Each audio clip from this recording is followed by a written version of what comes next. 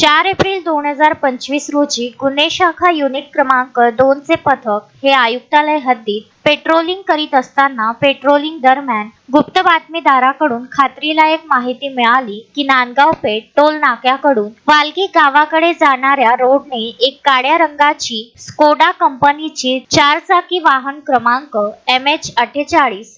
4900 या वाहनामध्ये 2 पुरुष व 3 महिला आपल्याजवळ अवैधरित्या गांजा नावाचा अंमली पदार्थ बाळगून वालकी रोडवर विक्री करिता व गांजा मालाची डिलिव्हरी देण्याकरिता येणार आहेत अशा खात्रीलायक माहितीवरून नांदगाव पेठ टोल नाक्याकडून वालकी रोडवर गुन्हे शाखा युनिट क्रमांक 2 च्या पथकाने सापळा रचून नाकाबंदी करून सदर वाहनास थांबविले असता आरोपी नामे सय्यद रशीद सय्यद जमशीद वय 35 वर्ष राहणार इस्लामी चौक जुनी वस्ती बडनेरा अमरावती अरफाक दानिश शब्बीर पटेल वय 23 वर्ष राहणार इस्लामी चौक जुनी वस्ती बडनेरा अमरावती तसेच 3 महिला आरोपी राहणार अमरावती यांना वाहनासह ताब्यात घेऊन त्यांच्या ताब्यातून 40.35 किलोग्राम गांजा माल अंदाजे किंमत 8,06,600 रुपये व 2 मोबाईल अंदाजे किंमत 20,000 रुपये 4 चाकी वाहन क्रमांक